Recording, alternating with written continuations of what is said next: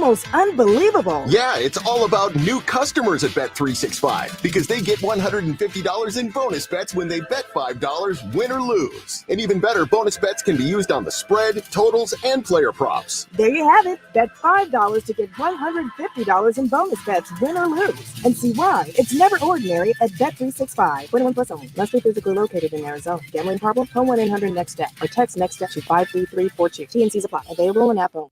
A noisy garage door is a cry for help. Hi, I'm Tommy Mello, owner at A1 Garage Door Service. Most repairs are simple, but if left untreated, they can turn into costly repairs. Your garage door works hard every day, and a little maintenance goes a long way. We fix garage doors fast with quality parts designed to last a lifetime. From repairs to upgrades, it's A1 from day one. Call A1 Garage Door Service, and you'll be smiling today. A1Garage.com, A1 from day one. As the old saying goes, size matters. At Morgan & Morgan, we have over 1,000 lawyers and nearly 6,000 people on staff. But at the core, this is and always has been a family business. Our family watching out for your family. Call us or email us 24 hours a day, 7 days a week, even on a Saturday or a Sunday. And if you ever have a problem, call our mom. Morgan & Morgan. For the people and your family. Injured? Dial Pound Law or visit forthepeople.com for an office near you. In Las Vegas, live music doesn't just start. It hits different.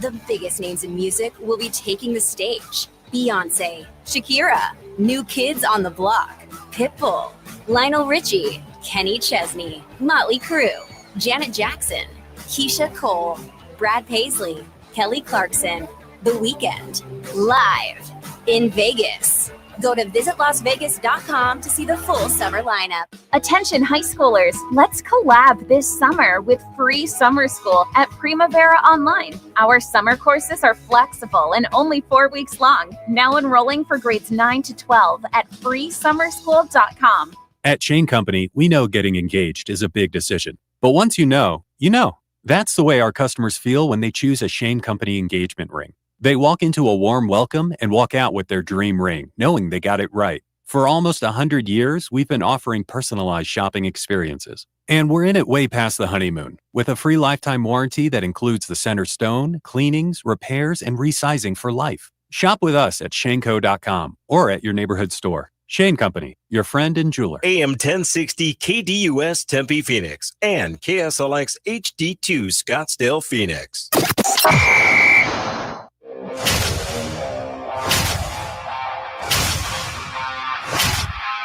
It's the lunch break.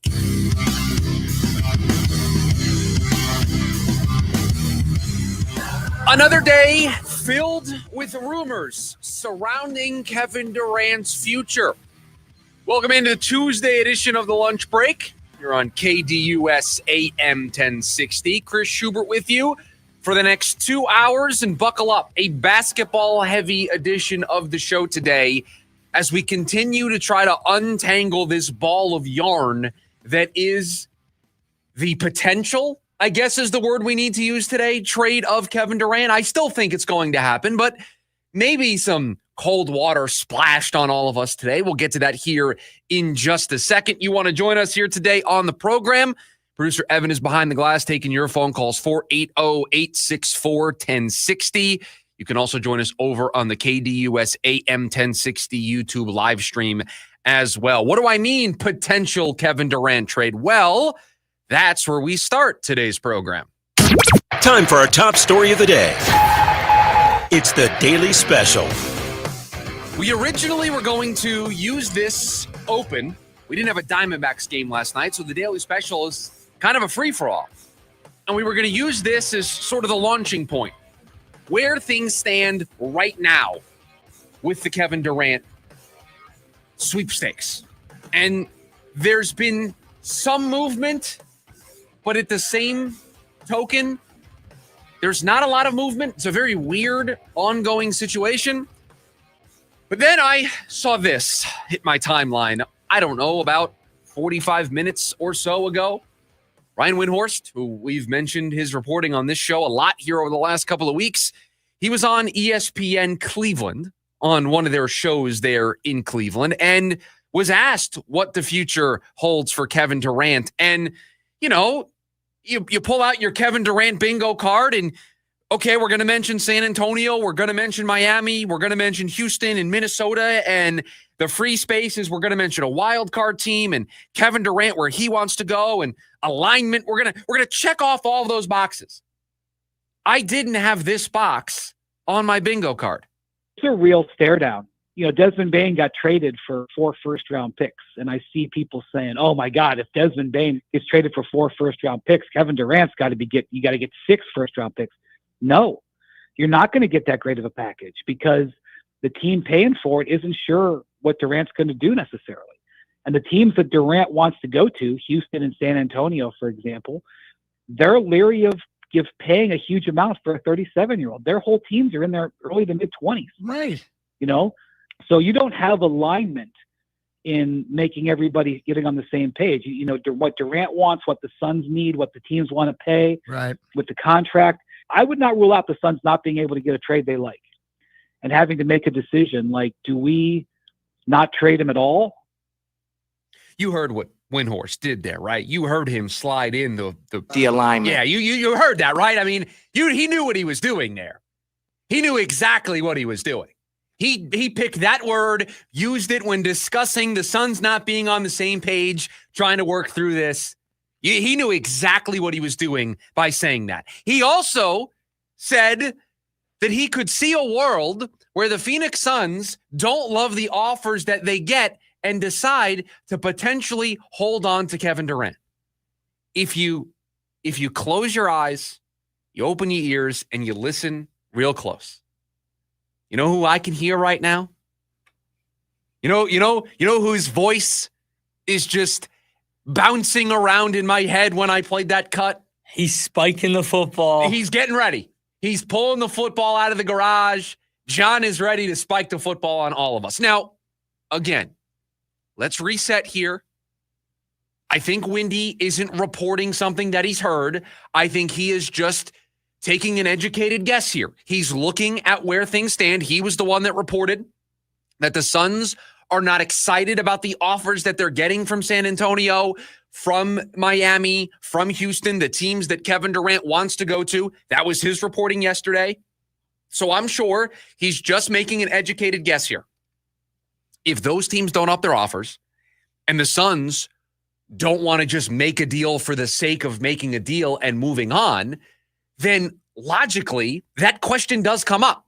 Logically, at some point, somebody's going to turn to somebody else in that room if this continues to drag on and on and on. Somebody's going to raise their hand and say, "Oh, do we need to do this? Do we need to do this right this second? Or do we wait?" Now, I don't think that's going to happen. I think they are going to get this deal done sooner rather than later. I don't think there is any reporting from Windy there. I think that is him opining on where things currently stand. It looks like this is Houston and Miami right now leading the charge. Shams Charania was on the Pat McAfee show earlier today, and he pointed to those two teams in particular, basically saying San Antonio is not involved to the level of those teams, is not really putting together a super competitive offer, isn't being aggressive in a pursuit of Kevin Durant. There's a bunch of other reporting from The Athletic late last night into this morning, also pointing in that direction, backing off on how aggressive the Timberwolves are at this juncture. They were at the beginning, but KD doesn't want to go there, so they're kind of reevaluating. So where things stand? Well, not much is different from yesterday. We know the 4 teams right now that are kind of hovering over this. We know that Minnesota hangs over this. We know that Miami hangs over this. Houston, San Antonio. Those are the 4, I would classify them as the major players in this. Now, there's always room for a wild card. There's always room for a dark horse. There's always room for a mystery team. But as of right now, it looks like it is these 4 teams that we are keeping an eye on, with 2 somewhat separating themselves. Now, I don't know to what extent, because the Suns aren't thrilled about the offers that they're getting, and so maybe that's why this is a wait-and-see approach right now, which is why maybe it's Tuesday, potentially going into Wednesday, and nothing has been done. no deal is done as of this point. There was a lot of reporting the end of last week pointing towards something being done as soon as this week. This week is still not over. There's 3 days to go. They could very well get something done today. But reading the tea leaves of all of the reporting each and every day, it feels like we check in every 10 minutes on this. But yesterday, we gave you the recap of everything that happened over the weekend. KD not wanting to go to Minnesota, naming his 3 teams that he wants to go to, what those 3 teams are potentially offering. That's where it stood yesterday. We move into today. Minnesota kind of slowly fading into the background a little bit. San Antonio on Kevin Durant's short list, but not really putting together a well-crafted effort to convince the Suns to trade Kevin Durant to San Antonio. Doesn't feel like they are pounding the table, hounding the Phoenix Suns, aggressively calling Brian Gregory to get a deal done. That leaves Houston. That leaves Miami. And there was reporting yesterday that Miami was distantly behind all these other teams. So depending on when you check in on this, depending on who you trust to check in on this stuff with, you can get somewhat of a different answer, somewhat of a different picture. We kind of know if we pull back and take a 30,000-foot view on this, we know the 4 teams that are constantly mentioned. Will any of those 4 teams push that one extra chip into the middle that forces the Phoenix Suns to make a decision? Because if you're Phoenix, there isn't a rush here. You're not under any real timeline. If we were going to put a timeline on it, we would assume that some of these deals are going to include draft picks, right? We mentioned number 10 from Houston. We mentioned 14 from San Antonio. Toronto has been thrown out as a possibility. They hold the number 9 pick in the draft. So you want to get something done before the draft. That's the end of the month. That's a week or so from now. You still have time. You don't have to make a decision today. You don't have to make a decision tomorrow. You don't have to make a decision by the end of this week. You probably want the off-ramp of the NBA draft, that this is done. And that has always been the timeline that we have been focused on. There's been reporting that has sped up that timeline, but the NBA draft has always felt like the nice landing spot for this. So we just opened the show, did about 9 minutes giving you the latest on the Kevin Durant saga, and I don't know if anything's different. I don't know if I feel any different about where things stand today, because these are the 4 teams that we knew were going to be involved. And there has not been, at least in anything that I've seen, any leaks of this is what Houston's offering. This is what Miami's offering. This is what these teams aren't offering. We're not getting any of that. So I can't even look at the packages and say, well, I would take Miami's haul or I would take Houston's haul. I don't know what these teams are offering. What I do know is that the Suns are not happy, excited, thrilled, whatever word you want to use, with the offers that they are getting. And we said yesterday that probably means Houston's not including the number 10 overall pick. That probably means San Antonio isn't putting in there either of their 2 picks or Castle. And the Suns are waiting to see if somebody is going to bite. That's where I'm left going into another day of this nonstop news cycle. We thought this bidding war would start to kind of form, and it just hasn't. Just really hasn't at all. And it doesn't feel like, and we're not that long in, right? We talked, this is going to be a multiple chapter book, and we might be on chapter 1, chapter 2 right now. But it just feels like this bidding war hasn't started yet. And I don't think it's going to at this point. Nobody is dying for Kevin Durant and willing to give up more and overpay for a 1-year, even if he resigns a 3-year, 37-year-old who, let's face it, for a lot of these teams, do they need him? It does feel like the 3 major teams involved right now don't feel any urgency to up their offer. They are holding firm with whatever they've offered to the Phoenix Suns. And we know that offers have been made, right? That the names have been exchanged here. There's a framework in place. The Suns aren't happy with what they're getting. And so they're hoping, Brian Gregory, Matt Ishbia, the Phoenix Suns are hoping that somebody feels the pressure. And all they're waiting on is one team to move a little bit, because then they'll take that to the other teams and say, well, they moved. Now they're here. You've got to get there. the report that multiple teams are, for lack of better words, lowballing the Suns. If it comes out that, one of these mystery teams jumps in and gives them a better offer, maybe you could see the seats start to heat up in San Antonio, Houston. But we just haven't had that report, really. And truthfully, I have no problem with the Suns holding firm here and trying to make sure that they get the absolute best offer possible. That's what they need to do, right? We've said how important this decision is. But they also have to weigh, are they going to get any better offers? You would hate to run the risk of the offers getting worse, right? So it is a game of chicken. And it is a game of chicken that is being put in the hands of a first-time GM and an owner who doesn't have a great track record of being involved. It's left up to them. But as we sit here right now, nothing is different from yesterday. Nothing.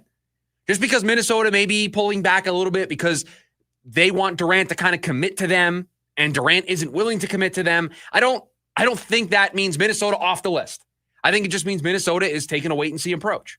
And I think San Antonio and Houston and Miami are taking the same approach because they know Durant wants them. So they think that they can apply a little bit of leverage to the Phoenix Suns in that regard. It doesn't feel like that leverage is landing on the Suns. It doesn't feel like the Suns are, feeling that leverage and panicking. Feels like they're just waiting to try to get a better offer. But we'll see. We've got a lot more on this because there was a great story in The Athletic last night that concerned me a little bit. Started to maybe hint at what the Suns are trying to get in these deals and paints an interesting picture.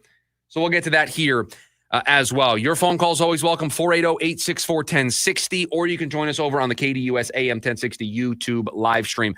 When we come back, it's maybe the only time we get to baseball here on the show today, so we might as well do it a little early. The Diamondbacks, they start a road trip tonight in Toronto. It's Brandon Pfaadt on the mound. Can he make it 2 starts in a row? It's next on the lunch break. KDUS, AM 1060. James Out West, your home for sports down here in the desert. Join James and Pat the Stat Guy as they recap the weekend and dive deep into the numbers for the NFL, NBA, college sports, and more. That's 5 seasons of 1,200 yards. Player stats, team numbers, and contracts are just the start of the discussion for James and Pat. He started 815 career games. He threw 749 complete games. There's no hiding when it comes to stats. It's James Out West every Monday night from 6 to 7 p.m. right here on KDUS AM 1060 and on the KDUS 1060 app. Jaw-dropping stunts, high-flying tricks, heart-pounding excitement. Nitro Circus is back. The all-new off-the-rails tour. Gravity-defying thrill seekers and world-class daredevils at the top of their game. FMX, BMX, skate, scooter, and everything in between. Experience all new competitions that pit the best against the best in never-been-done showdowns. Nitro Circus. Friday, December 5th. Desert Diamond Arena. Join the action at Ticketmaster.com. Hey, it's Austin Clark, owner of Moxie Pest Control. You know, most pest control companies use the same products we do. That's not the difference. But what is the difference is how we treat people. At Moxie, kindness counts. And it shows in every visit, every conversation, and every one of the 6,500 plus 5-star Google reviews our customers have written. Our field experts aren't just trained to handle pests. They're trained to treat your home, your family, your pets, and your time with the kind of respect you deserve. And our services come with a pest-free guarantee. Our methods and service just work better because our people are better. So if you want a pest control company you can trust in and around your home, give us a call. We offer same-day services in most cases, and we'll even give you 50% off your first service when you call. Call 888-MOXIE-10. That's 888-MOXIE-10. Moxie Pest Control, the highest and most reviewed pest control company in Arizona. I was in a wreck. I need a check. I was in a wreck. I need a check. I was in a wreck. I need a check. I'm Kevin Rowe from Lerner Rowe, and we've been serving Arizonans for 20 years. Make the best choice after an accident. Call 977-1900. That's 977-1900. Lerner Rowe is the way to go. Call 977-1900. 977-1900. Jim Rome here with your Rome Report. The Boston Red Sox sent shockwaves through Major League Baseball, trading Rafael Devers to the San Francisco Giants. And no, Devers was not happy in Boston, but yes, this is still a stunning move by the Red Sox, who assumed that they had their face to the franchise when they locked him up with a 10-year, $313.5 million deal at the start of the 24 season. So what happened between then and now? Well, they asked him to move from third base to DH, and then after begrudgingly agreeing to do so, they asked if he would be willing to take some ground balls over to first base. Needless to say, the Red Sox could not have handled this any worse, nor was Devers ever going to go all Mookie Betts with it and say, I'll do whatever you need. So the Red Sox, knowing they had a player that didn't want to be there, saw a way to get out from underneath a $250 million commitment and pulled the trigger like the Moneyball team that they have become. Shocking, and then at the same time, not shocking at all. I'm Jim Rome. O'Reilly! Check engine, ABS, or maintenance light on? Take the guesswork out of your warning lights with O'Reilly Veriscan. The service is free and provides a report with solutions verified by ASE certified master technicians. And if you need help, we could recommend a shop for you. Ask for O'Reilly Veriscan today. O'Reilly Auto Parts. Now more than ever, Lowe's knows you don't just want a low price, you want the lowest price. And with our lowest price guarantee, you can count on us for competitive prices on all your home improvement projects. If you find a qualifying lower price somewhere else on the same item, we'll match it. Lowe's, we help, you save. Price match applies the same item. Current price at qualifying retailers. Exclusions and terms apply. Learn how we'll match price at Lowe's.com/lowest price guarantee. Attention all clones. The Jim Rome Show is here for you every day here on KDUS AM 1060. Lots to get done. Welcome to the program. Listen in as Rome dives into the biggest sports headlines of the day. From final scores, player contracts and trades, team prospects, and even a spicy take or two. The Jim Rome Show, 1 to 4 p.m. every weekday here on KDUS AM 1060. That's the trick. Online at KDUS1060.com and on the KDUS 1060 app.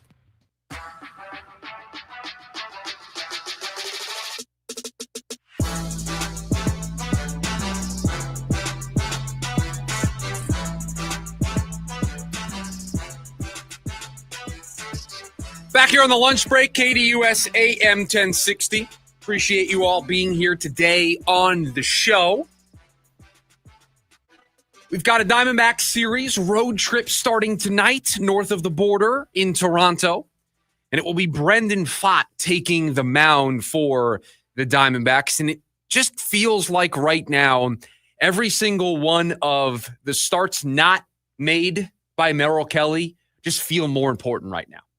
It feels like we are awaiting for these starts to give us some optimism about the state of this rotation, and that includes Zach Gallen. It feels like the only known, the only constant, the only starter that we go into their starts knowing that the Diamondbacks stand a chance is Merrill Kelly. Everybody else, it is up in the air, and so we await starts like this. And for Brandon Pfaadt, his last time out, he was good enough. He did enough out against the Mariners. Still got hit hard, but got great defense behind him. Gave the team 5 innings, only allowed 2 earned runs. Did enough for the Diamondbacks to have a chance to win. And that's the bar right now. That's what this team needs to accomplish. Their starters need to go out there and give them a chance. We said it last week. And so I am awaiting tonight's start to see if Brandon Pfaadt can stack together 2 good starts in a row. If he can give the Diamondbacks what they need 2 starts in a row, because you look right before this last start and it was 2 bad ones. It was 2 starts with crooked numbers, 2 starts where he's walking off the field. One of those starts, he didn't get a single out. So the Diamondbacks right now playing some of their best baseball, scoring runs. Offense is doing its job. We have said that the pitching needs to step up a little bit. The offense is going to carry the weight here until they can get to the deadline, until they can make any additions, be buyers at the deadline. So each one of these starts, when Eduardo Rodriguez takes the mound, when Ryan Nelson takes the mound, when Brandon Pfaadt takes the mound, even when Zach Gallen takes the mound, you're watching these starts just a little bit closer because you're looking for anything to hold on to. You're looking for anything to grab hold of and say, this rotation is good enough. This rotation can be enough to keep this team afloat until July. Because one would assume, especially with the comments from the owner yesterday, that this team, if in a position to do so, will buy. That they will not be deterred, that they already have the highest payroll in the history of the franchise. That they would buy and blow past a $200 million payroll. They sit around 190, 195 right now. Based on what the owner said yesterday, it seems like if this team is in a position to go for it, if this team is in a spot where they can make a meaningful addition, $200 million, we're spending. They are not going to be deterred. So this team has to play well enough over the next 3 weeks to put Mike Hazen, to put Ken Kendrick in that position to spend that money. And they have the opportunity to play well enough to take advantage of what is probably the weakest stretch in their schedule. It is if we include this 3 games that's coming up, it's a 12-game stretch where you're facing some pretty bad teams. So this is it. This is your moment. You did it against the Braves. You did it against the Mariners. You didn't do it against the Reds, but 6-3 in that stretch, 2 sweeps. Now you took 2 out of 3 from the Padres. You just got to start continuing to stack series wins. Because I'll tell you what, I know we've looked at that 9-game stretch as a 7-2 opportunity and 8-1 opportunity, right? They can put some more sweeps in their back pocket. I'm setting the ball right now for this next 12 games. If you give me 4 series wins in these next 12 games over these next 4 series, if you win all 4 of these series, mission accomplished. Job well done. I mean, I don't need to see. Would I love sweeps? Yes. You're just buying yourself more wiggle room. But you got it. Win the series against the Rockies. You have to win the series against the Marlins. You have to win the series against the White Sox. And if you win the series against Toronto, you're just starting to rack up series wins. That would be 6 series wins in a row. That's a serious baseball team. That's a competitive baseball team. That is a team worth investing into. That is a team that is worth being a buyer at the deadline. 6 series wins in a row, 7 of your last 9. Or 7 of your last 8, sorry. That's not a fluke. That's not a coincidence. That is a baseball team turning a corner, and that is a baseball team finding their identity, and that is a baseball team getting hot at the right time. And showing a front office, you should invest in us. And who seems to be extremely willing to do so. And you take their record and put it to the side for a second. Take the injuries and put them aside for a second. We all thought this team was going to be in a spot at the deadline to be buyers. We all thought the team was talented enough. Corbin Carroll, Ketel Marte, Josh Naylor, Perdomo, Suarez. We thought the pitching was good enough. The bullpen was good enough to where they would be in a position to buy. So we should not be shocked if they play well enough over the next 12 games, over these next 4 series, and put themselves into this position. This is where we thought they should have been all along. They took the long road. They didn't take the straight path, point A to point B. But they're going to, if they do this over the next 12 games, they're going to get to the spot that we all thought they could be in. And so we shouldn't be surprised by it. We shouldn't run away from it if we're Mike Hazen and Ken Kendrick. When you built this roster, you built it because you thought when July 31st rolled around, you were going to be in a position to add. So when you put together a budget, a roster of $195 million, you knew that if things went the way you thought they were going to, you were going to blow past $200 million. So right now, as we sit here on June 17th, there's no reason to say if we play our way back into that spot, we're not going to do that. No, of course you're going to do that because that was part of your plan all along. Starts tonight. This starts tonight. 12-game stretch, starting in Toronto with Brandon Pfaadt on the mound. And listen, it is up to these starters to carry their weight. The offense is going to lift the heavy burden. They are going to do a lot of the heavy lifting. You just have to be good enough. You don't even have to be great. You don't have to be elite. You just have to be good enough. What do you need to see out of Brandon Pfaadt tonight? Quality start. Give me 6 innings, 3 runs. 6 innings, 4 runs. Give me depth. Give me to the 7th. Get me into the 7th, and I feel really good. Just, give me a chance to win the game. Right? Give me a chance to win the game. And I know we say that phrase a lot, and it can mean different things on different nights. But that's the way I'm watching all of these games. When Brandon Pfaadt hands the ball to Torey Lovullo when he walks off the mound, am I going to say to myself, the Diamondbacks have a chance to win this baseball game? Or am I going to say the Diamondbacks have no chance to win this baseball game? In that moment, how I answer that question will tell me how good of a job Brandon Pfaadt did. It's that simple. I Sports Talk Radio, I'm supposed to give you, a whole bunch of words and a big opinion. It's simple. When Brandon Pfaadt hands the ball to Torey Lovullo tonight, when he goes out there to get his guy, when he goes out there and makes a pitching change, and that ball gets handed off, do the Diamondbacks have a chance to win? And we've said it. It could mean they're winning 3-1. It could mean they're winning 5-4. It could mean they're losing 3-2 or they're tied. Do I feel like in that moment the Diamondbacks still have a chance to win? If the answer to that question is yes, then this starting pitching, this rotation did its job. That's the lens I'm watching these games through. That is the lens in which all of these starts, outside of Merrill Kelly, I think we expect a little more from Merrill Kelly. We expect him to be dominant. Rightfully so with the body of work he's put together, especially this season. But other than that, did you give me a chance to win? That's it. 480-864-1060 is the phone number for you to join us here today on the program. We've also got you over on the KDUS AM 1060 YouTube live stream. When we come back, all this talk about Kevin Durant. Let's talk about Bradley Beal. And if there is a path towards Bradley Beal sticking around for the Phoenix Suns. That's next on the lunch break, KDUS AM 1060.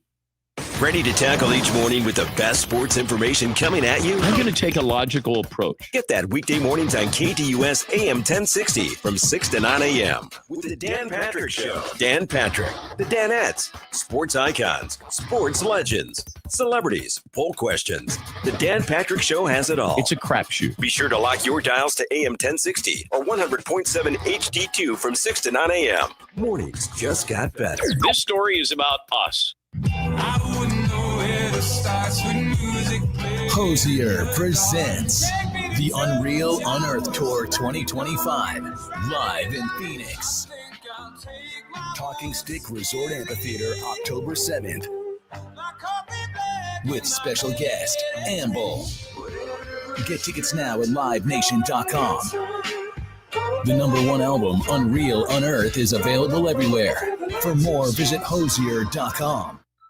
When you hear crunch, whine, boing, Alaskan AC will arrive to fix it in less than 24 hours from the first crunch, whine, boing. No matter what kind of crunch, whine, or boing your AC is making. we fix it on your schedule. That's huge. We guarantee to be there in 24 hours or less, or the repair is free. We not only get there fast, we Polar Bear promise we'll get the job done right. We believe you deserve fresh air free of humidity in every room of your home, and you should never hear crunch, whine, boing. If you do, call Alaskan AC, and we guarantee we'll be there in under 24 hours. If we don't make it, your repair will be free. No matter how big the crunch, boing, or whine. Wait, I thought I was whine. You're crunch. I'm crunch. You're boing. I don't think I'm boing. Gary's more of a boing than me. William is crunch. Schedule now and tell us who boing is. Only at AlaskanAC.com.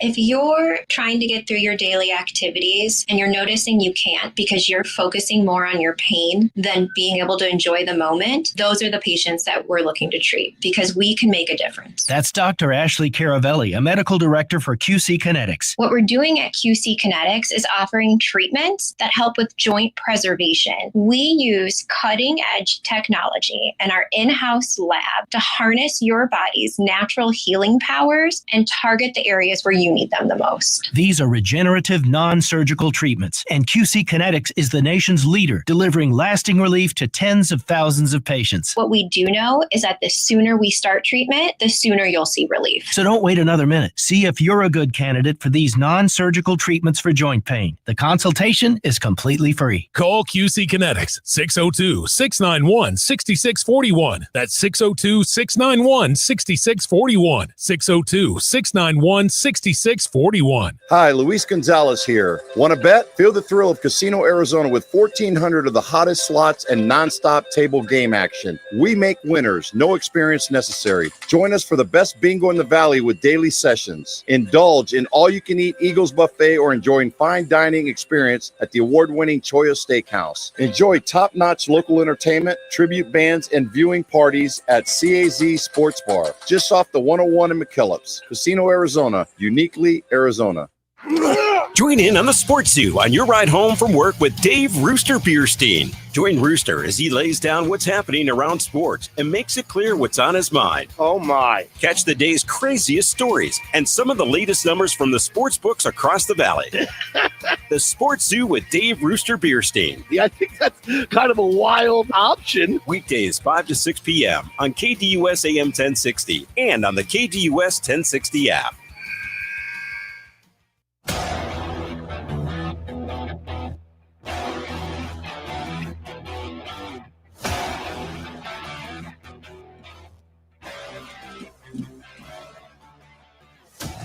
Buy or sell coming up in about 12 minutes from now.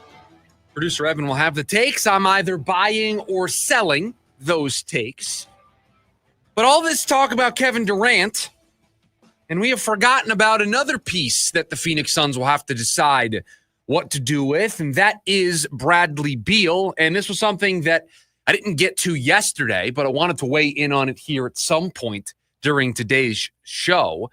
Over the weekend, Jake Fisher, who is part of the Stein line Substack, Mark Stein, and Mark Stein's been at the center of the Suns and Kevin Durant, just like Shams and Brian Windhorst. It's the same cast of characters, and Jake Fisher is another one of those characters that has been reporting on all this, and they've done an absolutely outstanding job covering this from all angles. There was a quote that circulated around here over the weekend about Bradley Beal. And I want to give you that quote, and then I want to react to it on the other side. Quote, "There is likewise some hope within the Suns that moving Durant could possibly present Beal with more offensive opportunity to produce in a manner you'd expect from a player with that sort of contract. As the Stein line has previously reported, various candidates considered during the Suns' recent coaching search were asked how they would try to get the best out of Beal if he remained a Sun," end quote. There's a couple of pieces in here that I want to talk about. First, his contract shouldn't matter in this at all, because when he signed that deal with Washington, he was not a $50 million player then. He is certainly not a $50 million player now. If you want to say that Bradley Beal can be better than what he has been since getting to the Phoenix Suns, sure, let's have that conversation. He can be better. There is the idea that if you get Durant out of the way, just like if you got Beal out of the way, maybe Durant and Booker could work together. That if it was just two guys, instead of trying to piece together this big three, when they all kind of do the same thing, becomes a little difficult. Square peg, round hole. So if the idea is with Durant gone, Beal might be able to be more of the player that the Suns thought they were getting, fine. His contract should have nothing to do with it. He's not going to live up to being a $50+ million player next year. Not going to happen. Look at who's getting $50 million right now in the NBA. Bradley Beal, not in that tier of player. So that's part one from this quote. The second part, which probably bothers a lot of you, that the candidates were asked specifically about Bradley Beal and what they would do with Bradley Beal. I look at that and I tip my cap to Brian Gregory and Matt Ishbia and Josh Bartelstein for their coaching search. You bet I'm going to ask all of these coaches what they would do with specific players. I have $50 million tied up in this guy over the next 2 years. there's a decent chance I don't want to write that check and waive Bradley Beal and be just having that money sitting around. I can't do anything with it. I may want to try to get something out of this player. So yeah, I am going to ask, hey, if Bradley Beal's still on this roster, what would you do with him? What would it look like? I want to pick everybody's brain on that point because I also am gathering information to decide what to do with Bradley Beal. What if I went into all 15 of those interviews with the idea in my head that I was waiving Bradley Beal, right? Let's be Matt Ishbia for a second. We already have decided in our head we're waiving Bradley Beal. Done. We want a clean slate. Durant's getting traded. Beal's getting waived. Booker and whatever else we're able to do with this roster, that's the next chapter for the Phoenix Suns, right? That's the way we went into the interview process. And then we asked all 15 potential head coaching candidates what they would do with Bradley Beal. And what if every one of the 15 got excited when you asked about Bradley Beal and had a plan for what you could do with Bradley Beal? And that they felt like, no, this is still a good player. Yeah, he's got an injury history, but when he's out there, we can do this, we can do X, we can do Y, we can do Z, and he's going to be able to be a productive player for us. You don't think that would change your mind? You don't think that would change your opinion? Again, what did I say when we brought this up last week? I am totally fine with Bradley Beal being on this roster next season as long as the person who had the majority say in that matter was Jordan Ott.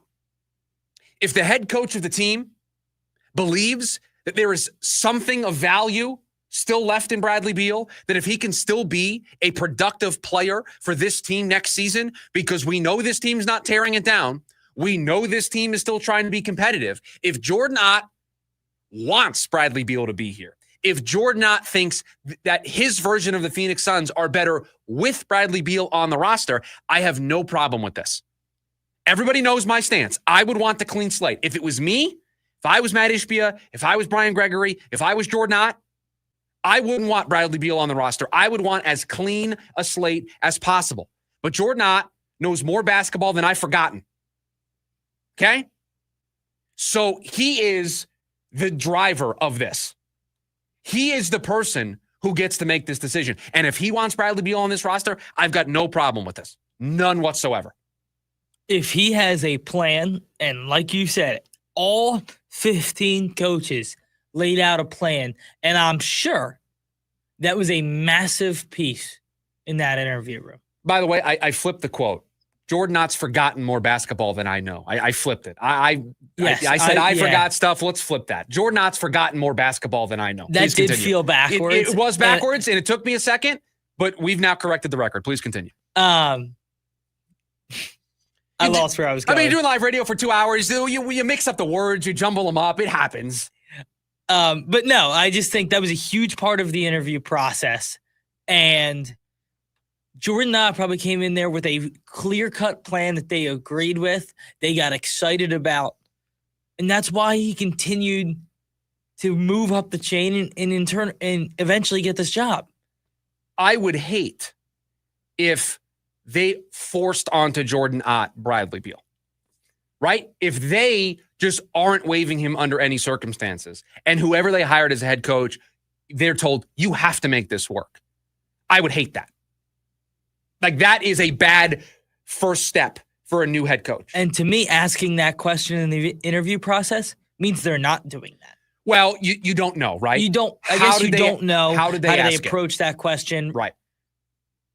But the fact that they didn't avoid the Bradley Beal altogether coming into the interview process is something that is a positive. I would also hope that they asked, hey, what would this look like if Kevin Durant didn't get traded?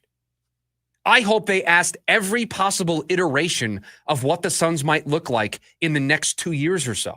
I hope they covered their bases. They touted from the rooftops how expansive, how exhaustive, how wide of a net they cast in this head coaching search, and they took their time, and they had 15 names at the beginning.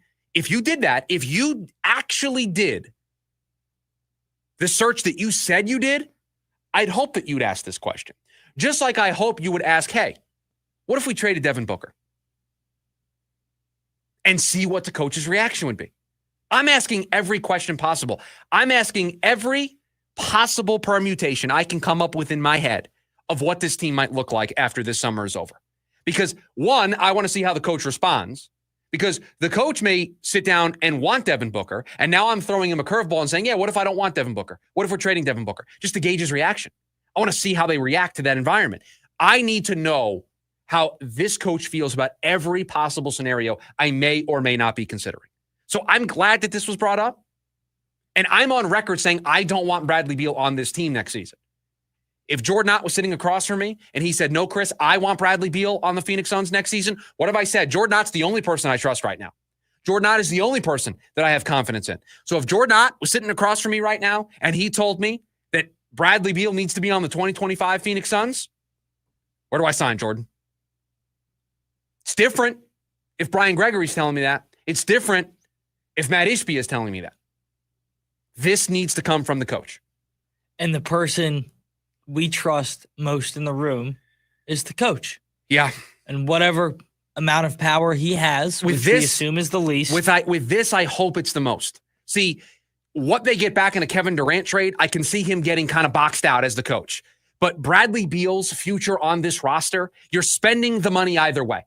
Whether you waive him or you keep him, you've got to spend the money. There is no freebie here. There is no mulligan where they're going to free up all of the money by doing a trade. They're either going to pay him to not play or they're going to pay him and he's going to be a member of this roster. So that, to me, is a decision I leave in the hands of the coach. I let the coach tell me what he wants to do in that spot. So I hope that on this decision, he has the most power. He has the biggest say. He's the one we trust the most. He is the one that we have the most confidence in. He is the one that we trust the most, yes. 480-864-1060, the phone number for you to join us here today on the program. When we come back, we close up hour number 1 of the show. A little buy or sell. Producer Evan has the takes, and I'm either buying or selling. We'll do it next. It's the lunch break, KDUS, AM 1060. Hey, listeners, Vince D'Alicio from the Varsity Sports Show. Tune in Saturday morning for another fun summertime show. We'll travel around the country and the world this week as we hear from some of our newest interns. Plus, Saguaro Athletic Director Matt Harris checks in during his Alaskan fishing trip.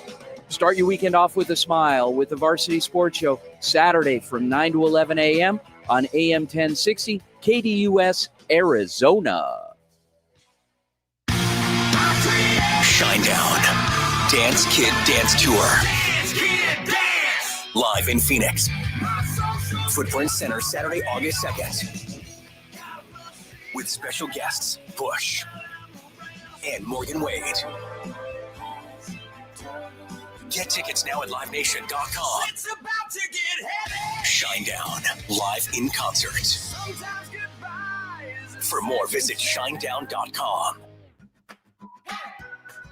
To everyone who believes a good meal can always be made even better, come try our new chicken sandwiches at Culver's. We've taken our classic chicken sandwich and brought it to the next level.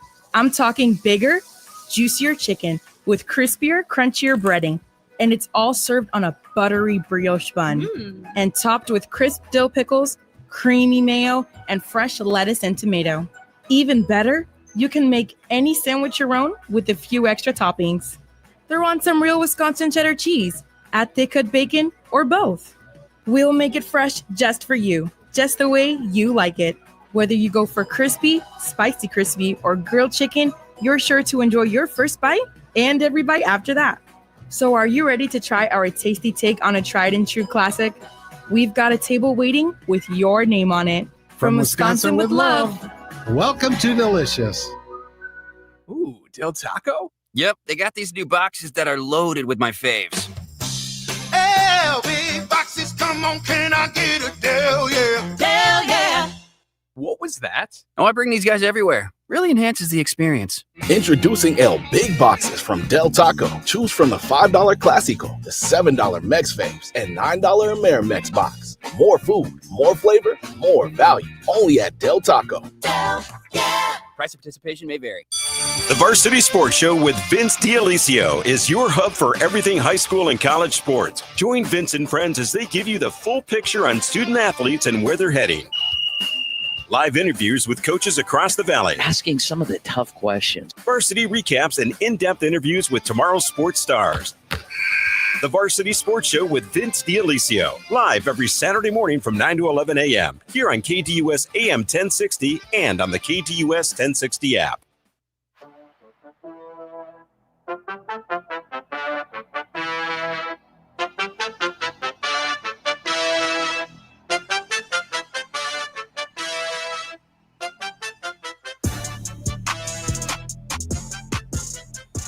Back here on the lunch break, KDUS AM 1060. Appreciate you joining us here. This Tuesday edition of the show.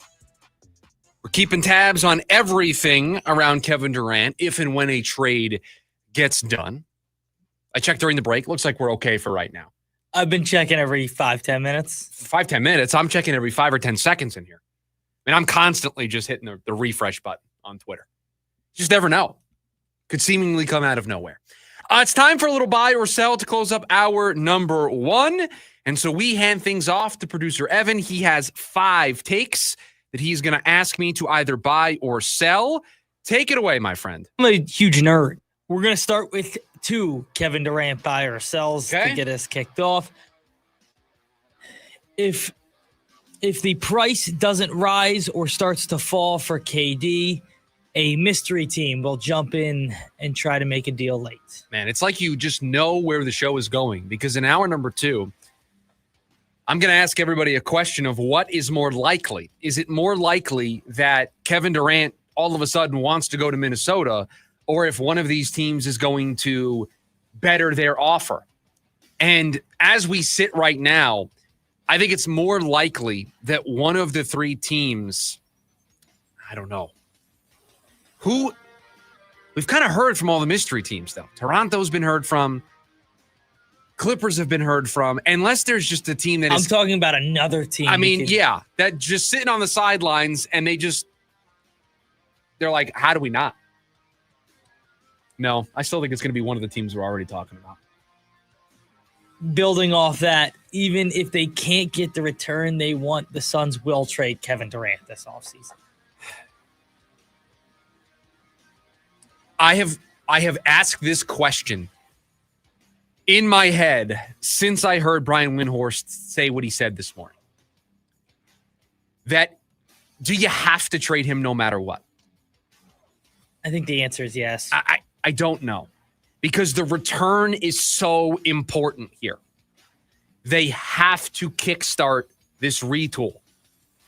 They don't have any other assets. Royce O'Neal and or Grayson Allen are not getting you anything that's going to kickstart this rebuild, or retool, I should say. Kevin Durant is your pathway out. And so I don't think you can hold on to him for just this one reason. He's 37 years old. What's this going to look like come the trade deadline? He's going to be older. He's going to have more miles on that body. You run the risk of him getting hurt. I mean, is it a risk? He gets hurt all the time. And then if, let's say, he goes down and is going to miss a bunch of time, what's his value then? If his value is low enough now to where you don't want any of these offers, do you really think his value's going to get better as we move closer and closer to the 2026 NBA trade deadline? That says he only loses value as you get to the trade deadline, 1, in my opinion. And 2, this is your chance to turn the corner. Yes. Turn the page. Yep. It's over. Move on. Yep. I mean, listen, we have a drop for this. I think it's very simple. You got to do something. Got to do something.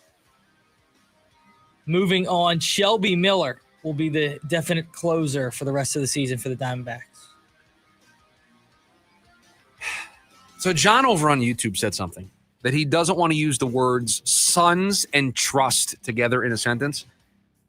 I'm going to take that and apply it to this. I do not want to use the word definite and closer about anybody in the Diamondbacks bullpen right now. Not happening. That's fair.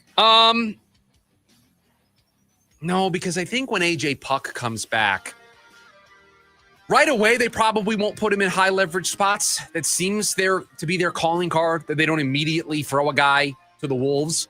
They did it with Kevin Ginkel when he came back. They did it with J-Mart when he came back from the first stint on the IL. They kind of slowly bring these guys along. So I think Puck, it's going to take a little bit, but no, I think he's the closer. I'm going to sell this. The importance of the Cardinals season for individual players may be being blown out of proportion. Wow. We're allowed to talk football. It feels like football has not been It really fell on the back burner. Not a topic of conversation for us the not last at 2 all. days here on the show. You know what? I was so distracted when you said Cardinals that I thought the St. Louis Cardinals. I didn't hear what you said. Could you please repeat? Why the by was yourself? the St. Louis 'Cause we were Cardinals? just talking baseball. You said Cardinals. We haven't had a football segment on the show since last week. I don't know. What did you say? The importance of the Cardinals season for individual players may be being blown out of proportion. I can't tell you how many stories I see that call this season a make or break season for X. Insert Cardinals player name here. Kyler, Marvin Harrison Jr., the coach. I saw one about defense. I saw one about the defense this morning. I've seen it all. Every position on the field, make or break season. Josh James Sweat. Conner. I am going to buy this take. The season itself, way more important than the individual results for these players. And I think we're blowing out of proportion how important every single guy is to this team. So, no, not everything is a make or break for this team this season. And I just think unless they go 0-17, which is not happening, the coach is not getting fired. No, but it's a make or break year for the coach. Just like it's a make or break year for Drew And Petzing. It's a make or break year for Nick Rallis. It's a make or break year for the defense. Make or break year for Kyler Murray. Make or break year for Marvin Harrison Jr. It's a make or break year for Darius Robinson. It's a make or break year for Josh Sweat. Make or break year for Zaven Collins. There are two guys that I think realistically have a make or break season. Kyler Murray and Drew Petzing.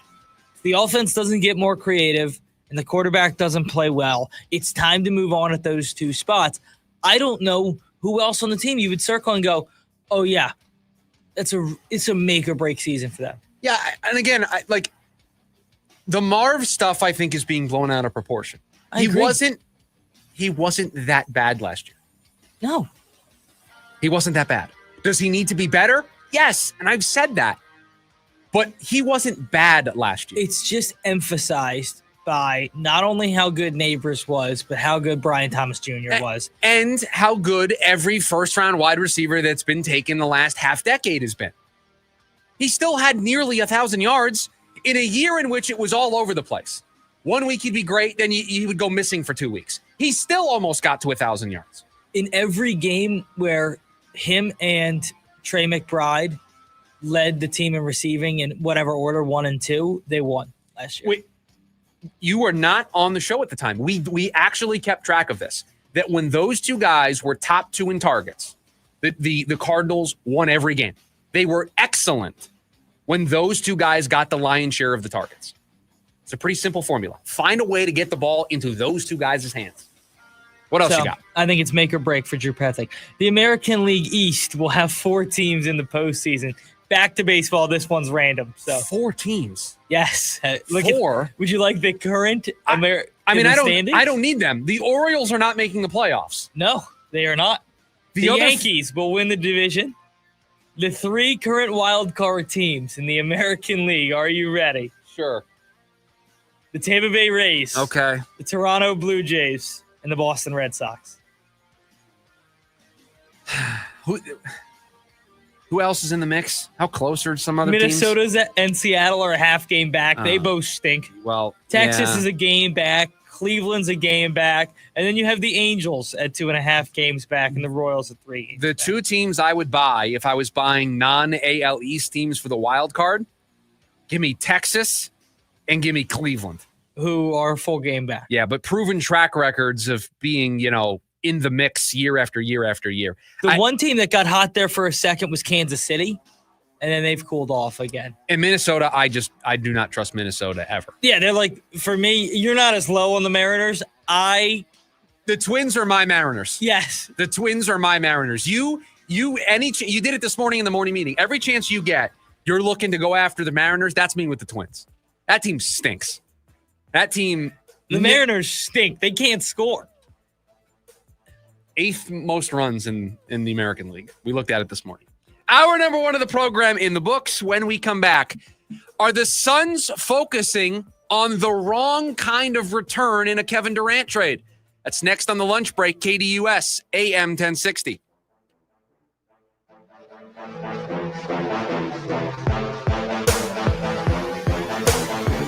AM 1060 KDUS Tempe Phoenix and KSLX HD2 Scottsdale Phoenix. Every summer, across the valley, hundreds of our homeless neighbors die because of the heat. This is tragic, and it is preventable. None of us can stop the heat, but together we can save lives. With incredible partners like you, Phoenix Rescue Mission is able to provide life-saving water and critical care to our neighbors in need. Join us this summer and make a difference. Learn more at phoenixrescuemission.org/code red. Stevie Nicks. One special night, October 7th, PHX Arena.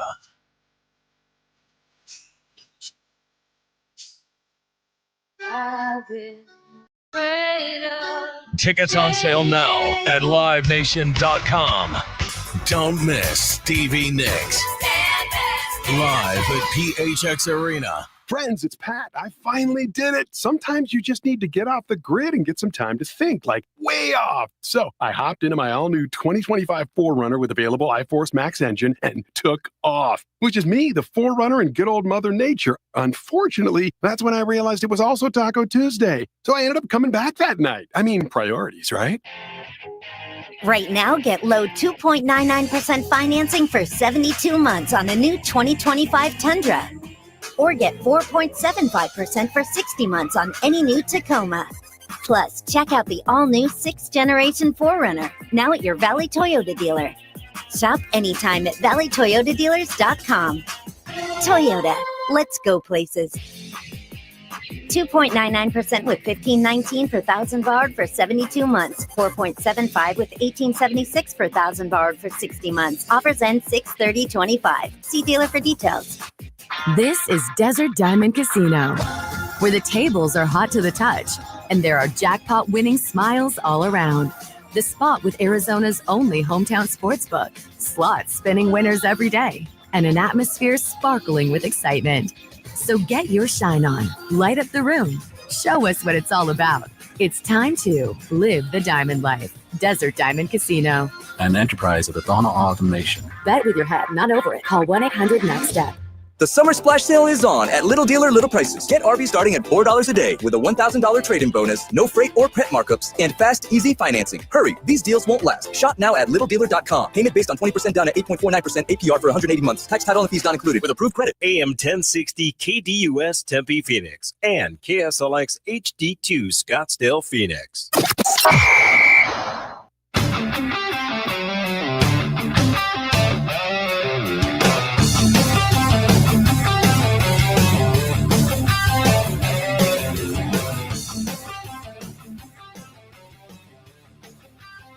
12 o'clock hour of the lunch break here on KDUS AM 1060. Appreciate you joining us. All of our eyes focused on Kevin Durant and where he's going to end up, if he is going to end up anywhere. There was a great story in The Athletic last night. Read it late last night, read it again this morning, and gave us the latest of where things stood in these Kevin Durant talks as we're keeping an eye on San Antonio and Houston and Miami and Minnesota, and then potentially any of those mystery teams that could emerge here if they sense an opening, right? That feels like what's going to happen here. If a mystery team's going to pop up out of nowhere, it's going to be because they sense an opportunity that none of these other teams are taking and jumping on, and they're going to throw their hat into the ring. Doesn't feel like that is where we're at right now, but you could see it happening as this progresses. So this story, Sam Amick of The Athletic writing, giving everybody the latest. There was something in here that caught my attention. Quote, the Suns have made it clear to Durant's camp that they need to prioritize the best return for the team in a deal. What's more, they appear focused on landing the kind of impact players who can help now as opposed to prioritizing draft picks, end quote. Just going to let that sit out there for just a second. Part of it you love to hear. You love to hear that the Suns are telling Kevin Durant and his team, listen, we know where you want to go. We know that you want to go to San Antonio or Miami or Houston. We're going to try to do that for you. But at the end of the day, first and foremost, we have to do what is right by the Phoenix Suns. We have to do what is right by us. I love hearing that the Suns, maybe too strong of verbiage, but putting their foot down and saying, no, you're not going to dictate how this goes. We are going to do right by this organization first and foremost. That part I love. We were worried that they may be facilitating for Kevin Durant more than we would have liked to see them facilitate. Got to take the best deal. Looks like they understand that. But then there's the part that they are focusing on impact players who can help now as opposed to prioritizing draft picks. I need to know what it means, impact players who can help now. Because there's 3 buckets of assets that the Suns could get back in a deal. They could get established veteran players, which I believe are the kind of impact players mentioned here. There are young players with potential, untapped potential, potentially needing a fresh start, change of scenery, an opportunity, and Jordan Ott and the Phoenix Suns can give them that opportunity with the roster spaces that they have open. And then there's the third bucket, which is draft picks, which is lottery tickets for the future in this year's draft or in futures draft. Those are the 3 buckets that the Suns can pick from. Those are the 3 buckets that they can try to dip into when crafting what they want back in a Kevin Durant trade. But it concerns me to hear that their priority is on one of those buckets, that their priority is on impact players. Because Julius Randle or Rudy Gobert make the Suns a playoff team? Jalen Green makes the Suns a playoff team? Andrew Wiggins and Duncan Robinson make the Suns a playoff team? Because those are the players we're talking about, because those are the veteran players whose salaries match up for these deals to be facilitated. I'm sorry. None of those players raise the floor of the Phoenix Suns to being a playoff team. Why does this team want impact players who can help now? They're not winning a championship next season. They're trading away Kevin Durant. When you start a sentence by saying we're trading away Kevin Durant, you are not going for it. You are not trying to win a championship. You are not trying to go toe-to-toe with Oklahoma City or with Minnesota or with Denver or with Houston or with San Antonio and Dallas and the Lakers. You're trading away Kevin Durant. So why do you need impact players back? Impact players to do what? Be an early exit in the play-in tournament? Again, you're going to need these players to be a part of this deal to make it work. But if that's where their priorities are, and their priorities aren't making sure they extract every bit of value from those other 2 buckets, yeah, you betcha I'm asking Houston about 10. I'm asking San Antonio about 14. I'm asking the Heat about Khalil Ware. Yes, I'm asking about all of those pieces because those are the 2 buckets that get the Suns out of this mess. That first bucket doesn't get the Suns out of the mess. All it does is it leaves us watching a mediocre, middle-of-the-road basketball team with no assets at their disposal to make themselves better in the future. If they are prioritizing that first bucket, it means they are leaving opportunity on the table to get something from those other 2 buckets. And those are the buckets that matter. Those are the buckets that allow this team to build a contender around Devin Booker. If you are prioritizing win now players, why are you trading Kevin Durant? This makes no sense to me. Quote, they appear focused on landing the kind of impact players who can help now as opposed to prioritizing draft picks. I want the draft picks. I want the young players. I know there's going to need to be veterans in the deal to make the salaries match. But to me, the priorities are out of whack. And this goes back to a Matt Ishbia just calling card of not wanting to use the word rebuild and never wanting to rebuild. Because now he has put himself into this box where he doesn't believe in rebuilding a team. And so he is going to try to keep the Phoenix Suns competitive, and he is going to miss the one chance that he has, the one swing left to try to make up for all of the mess that has been created since he has gotten here.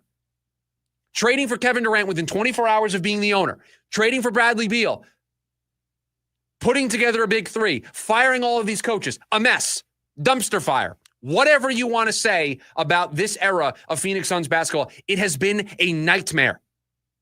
And instead of trying to take the one path that we all see is the only potential path out, instead, Matt Ishbia wants to keep us in the nightmare. How can you prioritize impact players? Julius Randle and or Rudy Gobert, are they good players? Yes.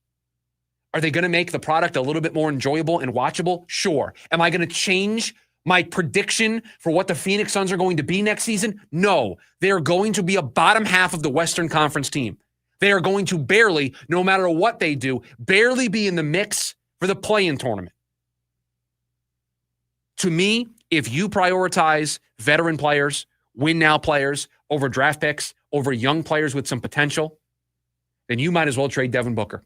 You might as well blow this whole thing up. Your priorities are out of whack.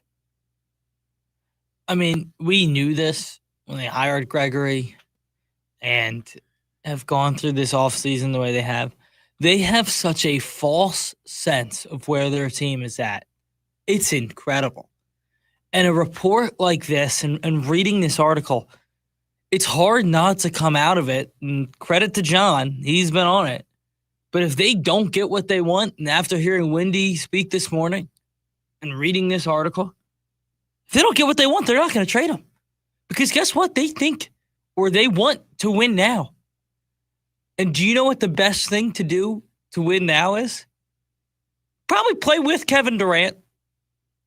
It didn't work, but what do they think the answer is here? Do they think it's not getting young talent? Do they think it's trying to make a run again? I'm sorry, but you watch the league. A team of Devin Booker and Julius Randle, Rudy Gobert, whoever you want, doesn't get you out of the second round. Maybe you make a miracle run and you get to the second round. But how do you stack up against some of the better teams? Now, again, we've mentioned the three buckets, right? There's a bucket that wasn't mentioned there. They mentioned prioritizing players to win now over draft picks. They didn't mention that second bucket, that bucket in the middle.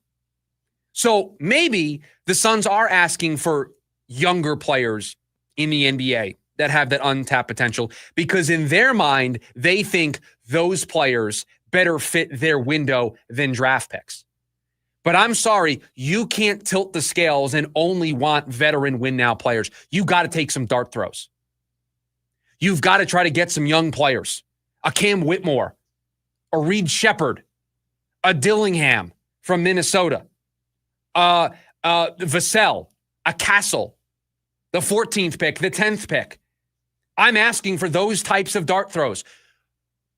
They may take a couple of years to pan out? Yes. The Phoenix Suns are going nowhere next season. The Phoenix Suns are going nowhere in the next, 2 or 3 seasons. We have said this from the moment they attempted to trade Kevin Durant at the trade deadline.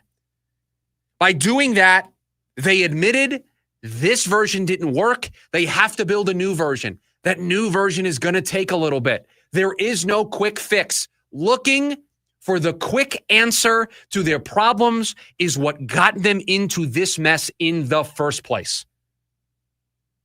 Now, here's what I'm confused by. If that's what they're prioritizing, how are they underwhelmed by what Houston and Miami and San Antonio are offering. That was the other question. What is the offer then? Is the offer the picks? And they're underwhelmed by that? That's my biggest concern. That is a excellent observation, because I have taken the approach of they're underwhelmed because Houston's not putting 10 in the deal, because Houston isn't putting future picks in the deal. San Antonio's not making 14 available. What if they're underwhelmed? Because that is what these deals are centered on. Now, I don't know, because we don't know what any of these offers look like. But what does underwhelmed mean? What does not excited mean? What are the actual offers? That is the $1 million question right now. That is just the centerpiece, the North Star of all of this. But I read this story last night, and I read the sentence about prioritizing players that can help them win now. And for what? For what? Even if you think Randall, DiVincenzo, and some picks make you a better basketball team by swapping out Durant. And I think it would. To where? The 7 seed? The 8 seed? You're still a first-round exit. I just, the goal in any sport for me, and it comes back to, the goal is to win the championship. Grabbing impact players right now in a Kevin Durant trade does not make you closer to doing that. In fact, it only pulls you farther. You are not going to win a championship with how this team is currently constructed if you add Gobert, Randall, anybody in that bucket. This team will not win the championship. Again, if they want Castle from San Antonio and they think that's a player that helps them win now, we're speaking the same language. I get it. We are speaking the same language. But when I see in the story win now players, and then the next sentence talks about Gobert or Randall, and I know those players have to be in the deal to make the money work. But this story is making it seem like that's the centerpiece of what the Suns are trying to do. And I was listening to, I believe it was Ryan Russillo yesterday or 2 days ago, talking about the money really with Randall becomes difficult because it doesn't really line up as well. And he's got a player option, I think, as well. And so it would almost with Minnesota, it would have to be Gobert. It's just the way it works. Well, the Suns want a center. And the Suns have wanted a defensive-minded center. And I don't even center. know if that's who I would rather have. The Suns have wanted a defensive-minded center. Yeah. This is where things stand. This is where things stand here, 12/17 on a Tuesday in the latest update on the Kevin Durant saga. I read that story last night, and I was like, please make sure you prioritize the young players and the draft picks. That's what this is about. In fairness, let's not put the cart in front of the horse. Let's see what the actual deal is before I rip my hair out. I think that's fair, right? That's fair. Or imagine it comes John, out Houston or San Antonio offered Castle in the 14th, and they said no. You want to talk about the alignment? I'm not aligned anymore. I'm not aligned with you, Brian Gregory. Not happening. I don't think that's. I don't. No, if they get that, you would have to imagine it would have been done already. It would have been down done. the phone. It would have been done already. Yeah. So let's see what happens before we rip our hair out. But if you listen to John, trade's not happening. John, he asked me to come to the dark side. He was like, "Come to the dark side." Kevin Durant's not getting moved. John, I'm not. John probably thinks the last 2 days of shows are irrelevant. No, we're just talking about nothing. He loves today's show. He loves that there's that room for doubt that's creeping into my mind. That's what he loves. 480-864-1060 is the phone number for you to join us here today on the program. When we come back, there was a big trade in baseball over the weekend. He's about to make his debut tonight for the San Francisco Giants. What does Rafael Devers' appearance now for the San Francisco Giants do to the NL West and the NL wildcard race? We'll discuss it next. The lunch break, KDUS AM 1060. James Out West, your home for sports down here in the desert. Join James and Pat the Stat Guy as they recap the weekend and dive deep into the numbers for the NFL, NBA, college sports, and more. That's 5 seasons of 1,200 yards. Player stats, team numbers, and contracts are just the start of the discussion for James and Pat. He started 815 career games. He threw 749 complete games. There's no hiding when it comes to stats. It's James Out West every Monday night from 6 to 7 p.m. right here on KDUS AM 1060 and on the KDUS 1060 app. Breaking Benjamin. And 3 Days Grace. Live. October 8th at Desert Diamond Arena with special guest Return to Dust. Get tickets now at livenation.com. Don't miss Breaking Benjamin and 3 Days Grace, presented by the Big Red Radio. When my wife and I got married after both graduating law school, we didn't have 2 nickels to rub together. Ultima had to give me her gas card just to drive home. We never could have imagined that one day we would have the largest injury firm in the world and $25 billion in money collected and counting. As good Catholics, we had 4 children fast. They all work in the firm today. Our family protecting yours. I'm John Morgan of Morgan & Morgan. But our greatest gift was years away, grandchildren. Today we have 6 and counting. It's the greatest joy that we have ever experienced. I think about them all day long. Our family promises to protect your family should you need us. Call us. It's easy. Visit forthepeople.com and make sure you hug your grandchildren. God's final gift to us. Morgan & Morgan, for the people. Injured? Dial Pound Law or visit forthepeople.com for an office near you. Pool season is coming in hot. Before you make a splash, assign a water watcher to help keep kids safe. A water watcher is a capable adult who knows how to swim and perform CPR in case of emergency. Make sure they put away any distractions and actively monitor everyone in the group while around water. After everyone is done swimming, water watchers should scan the bottom of the pool and close and lock the pool gate behind them. Ready for more water safety tips? Visit srp.net/pool.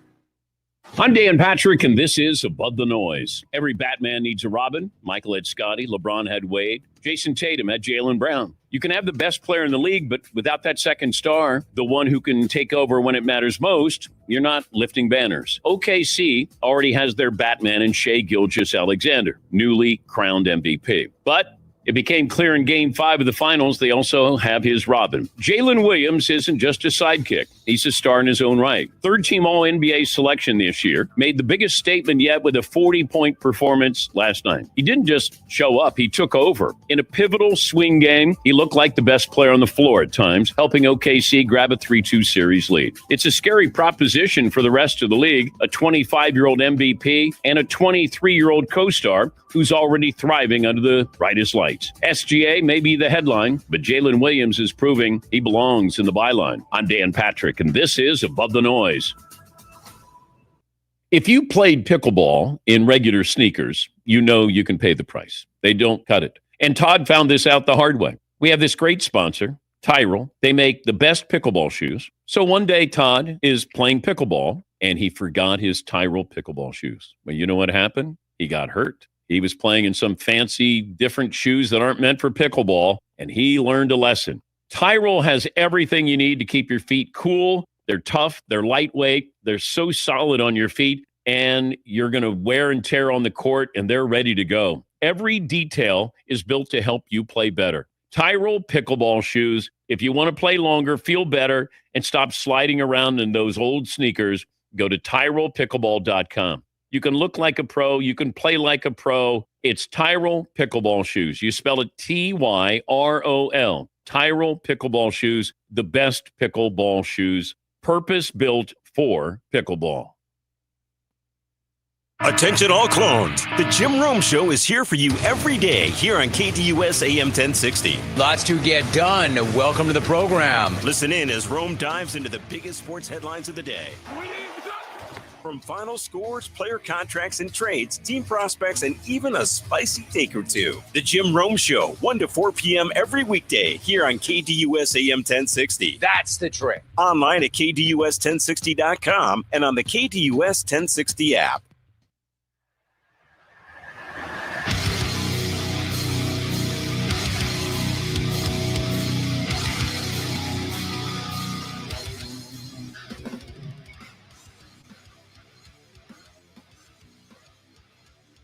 Welcome back into the lunch break here on KDUS AM 1060. Chris Schubert with you.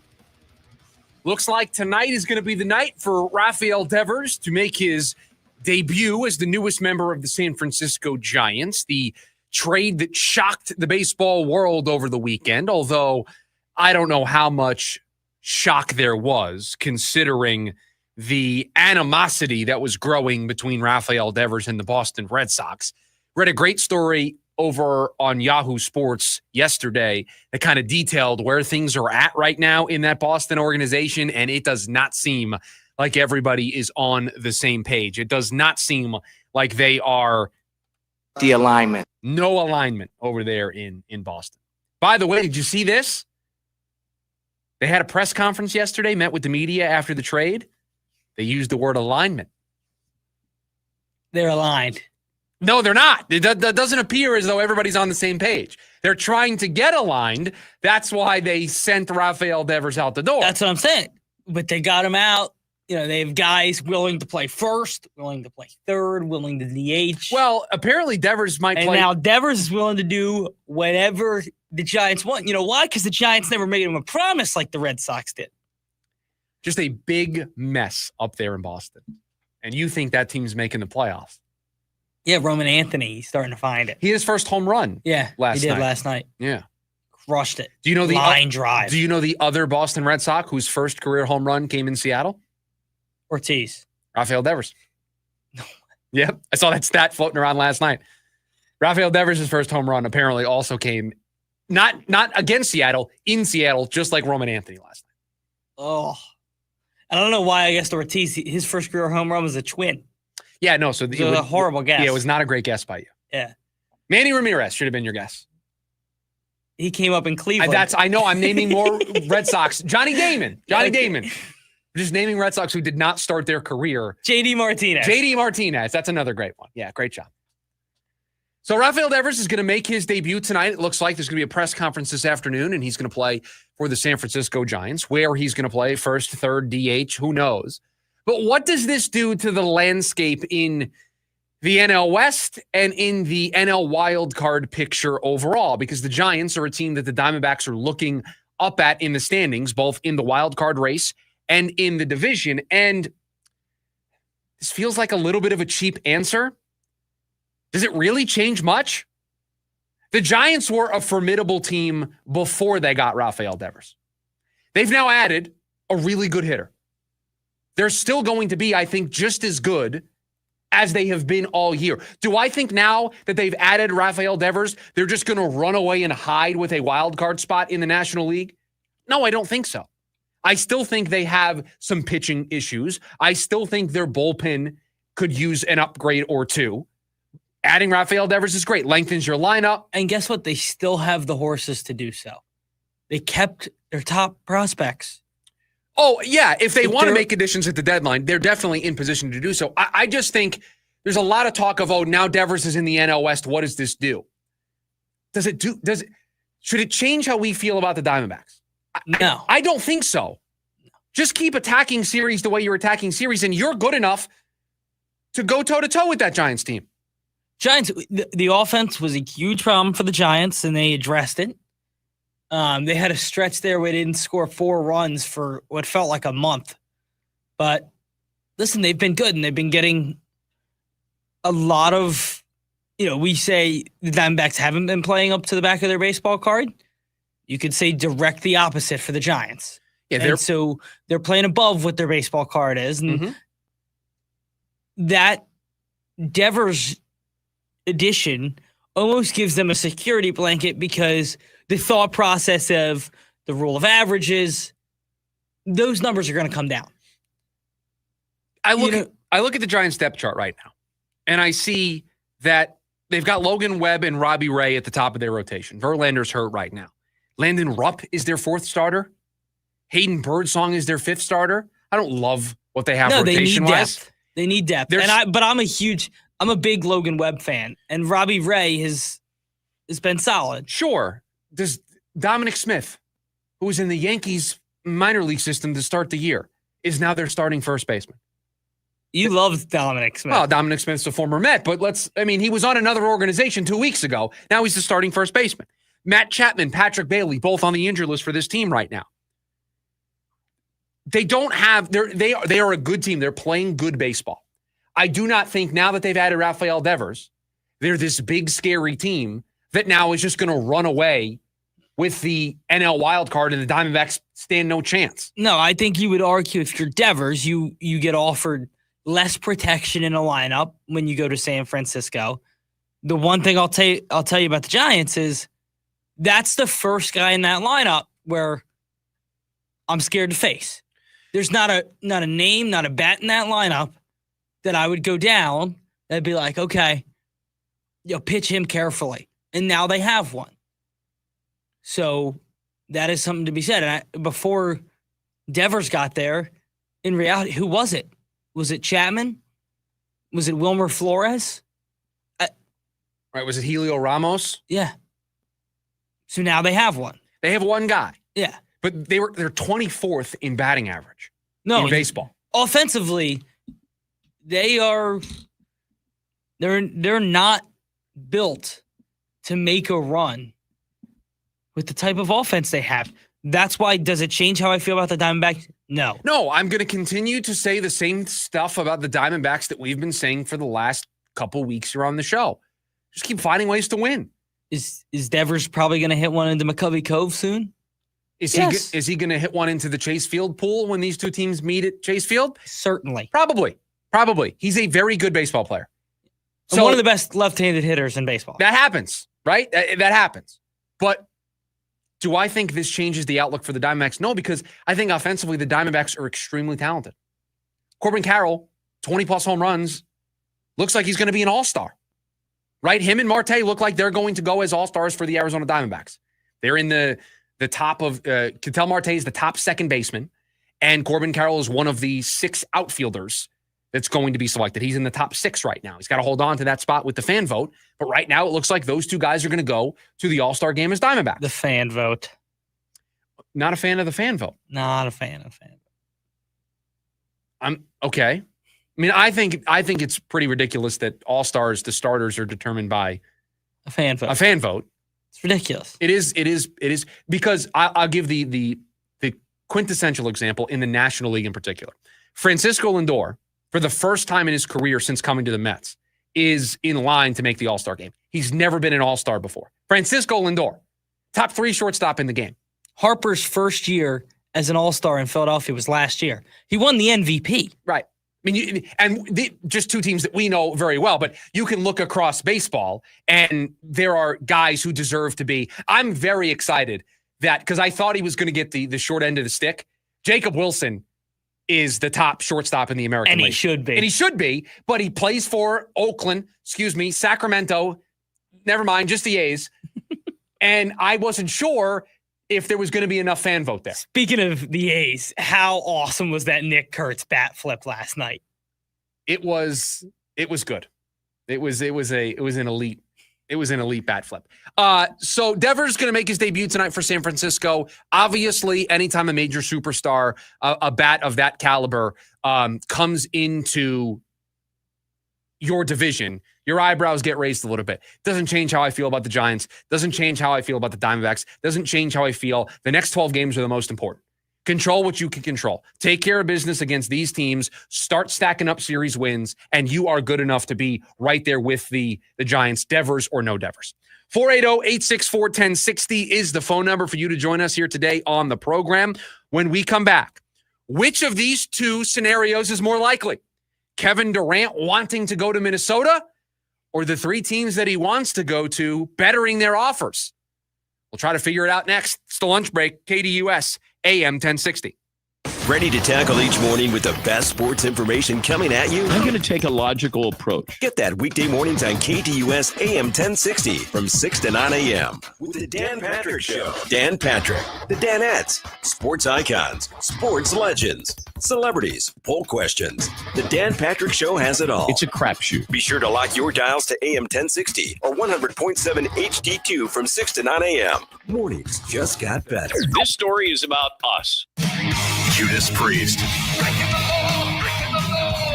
and Alice Cooper. No, Mr. Nice Guy. The Metal Gods, Judas Priest. The godfather of shock rock, Alice Cooper. October 22nd, Talking Stick Resort Amphitheater with special guest, Corrosion of Conformity. Get tickets now at livenation.com. Presented by 100.7 KSLX, part of the America First Credit Union Concert Series. A noisy garage door is a cry for help that often requires only simple maintenance. However, if left untreated, could lead to costly repairs. Hi, I'm Tommy Mello from A1 Garage Door Service. Don't wait until a simple garage door repair becomes a major problem. If your garage door is noisy, if bugs are getting in, or if it struggles to open, your garage door is in need of repair. From simple repairs to upgrades, it's A1 from day one. We fix garage doors fast and with quality parts designed to last a lifetime. Our springs, rollers, and openers are tested by running them up and down, open and closed, all day, 24/7, so you can feel confident with every A1 garage door repair. Replacing the bottom rubber on your garage door can have a huge impact on the number of bugs you see in your garage and in your home. Keep those creepy crawlers outside by calling A1 Garage Door Service today and receive the best service, best parts, and best warranty in the industry. A1Garage.com. A1 from day one. Call today and take advantage of our $29.95 tune-up special. Fulton Homes is bringing legendary Fulton quality back to the West Valley. Explore 4 exceptional West Valley locations with more standard features and thousands of ways to personalize your home. Find out why people buy Fulton Homes over and over again. Fulton Homes, you're proud to own, we're proud to build. It's time. Time for the pro to get everything for the entire job, all from one partner. To get access to over 3 million products, including many products you won't find in our stores. It's time to get delivery on your schedule or next day on over 50,000 products. And time to get dedicated support on the job site or in our stores. From ordering to planning, we've got you. One partner, any job, all in. Ask about all we can now do at the Pro Desk. The Home Depot Pro, it's about time. I'm John Morgan of Morgan & Morgan. If you've been injured in a car accident, call America's largest injury law firm. For over 35 years, my mission has been to deliver more for our clients, to deliver more for you. Injured? Visit forthepeople.com for an office near you. As a business owner, you wear a lot of hats. One minute you're ordering today's inventory, and the next you're planning tomorrow's expansion. It's complicated, but your business credit card should be simple. With the Signify Business Cash Card by Wells Fargo, you earn unlimited 2% cash rewards on purchases for your business with no caps or categories to track. Signify Business Cash, the deliberately simple business credit card. Learn more at wellsfargo.com/signify. Terms apply. Join in on the Sports Zoo on your ride home from work with Dave Rooster Bierstein. Join Rooster as he lays down what's happening around sports and makes it clear what's on his mind. Oh my. Catch the day's craziest stories and some of the latest numbers from the sports books across the valley. The Sports Zoo with Dave Rooster Bierstein. Yeah, I think that's kind of a wild option. Weekdays 5 to 6 p.m. on KDUS AM 1060 and on the KDUS 1060 app.